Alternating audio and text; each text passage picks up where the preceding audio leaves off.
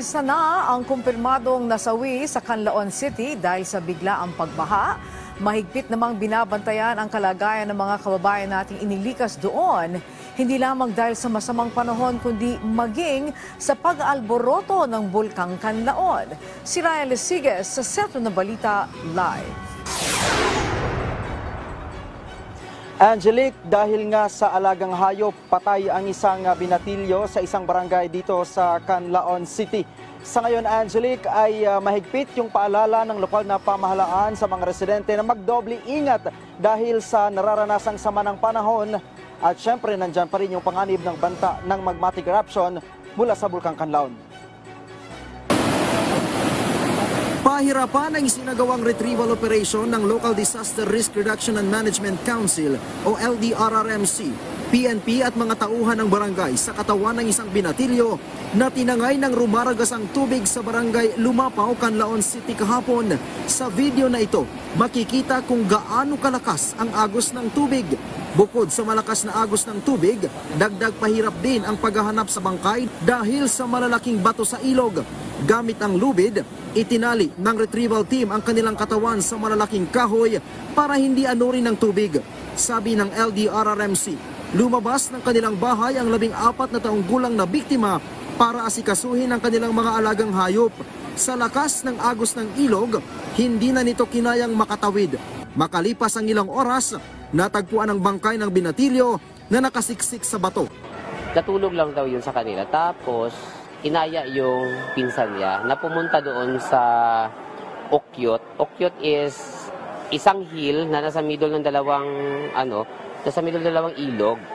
Yung ilog na yun, malakas, sobrang lakas talaga. Kasi daw, yung kambing niya na ilagay doon namatay. Umapaw na rin ang ilang tulay sa Canlaon City dahil sa walang patid na ulan dulot ng bagyong Ferdy at habagat. Walang storm warning signal pero halos 24 oras ang buhos ng ulan dito. Sa video na ito, makikita ang pagragasan ng tubig sa Barangay Pula. Dahilan para hindi na makadaan ang ilang sasakyan. Samantala, nagkakasakit na ang ilang matatanda at bata na nasa evacuation center.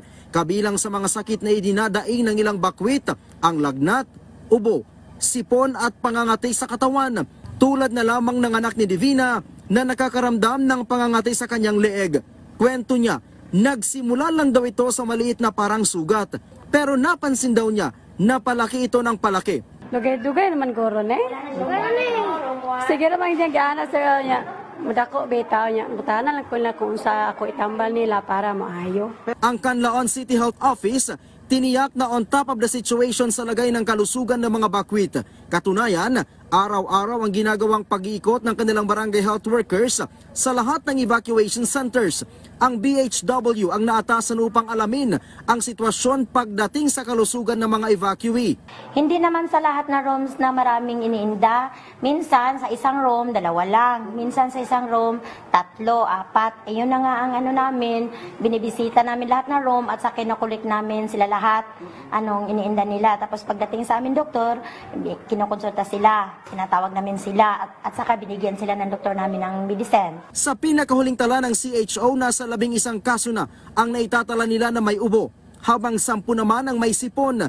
May paalala naman ang CHO sa mga bakwit. Ang ina-advise namin sa kanila pag nagbibisita kami sa kanilang mga rooms, palagi na i-maintain nila yung kalinisan sa kanilang rooms.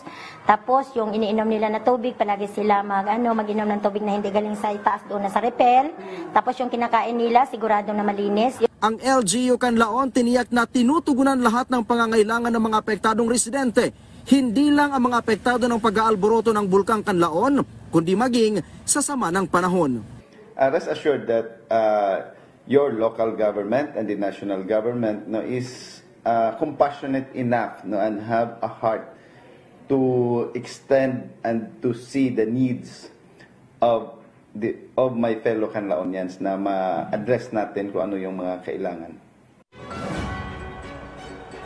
Angelique, bukod doon sa mga pagbaha na maaring maitala nga dahil sa walang tigil na buhos ng ulan, nagpaalala din ang PHIVOLCS dito sa Canlaon na maging alerto sa posibilidad ng pagkakaroon ng lahar flow dahil ayon sa PHIVOLCS, Angelique, may mga deposits pa na naiwan mula doon sa bunganga ng Canlaon matapos yung pagsabog nito na naitala noong June 3. At nandyan daw yung posibilidad na magkaroon ng tinatawag na mud flow. Yung mga barangay na nakatira sa paanan ng bulkan yung maaring maapektuhan. Sa nakalipas na magdamag, Angelique, tumaas yung volcanic earthquake na naitala ng PHIVOLCS.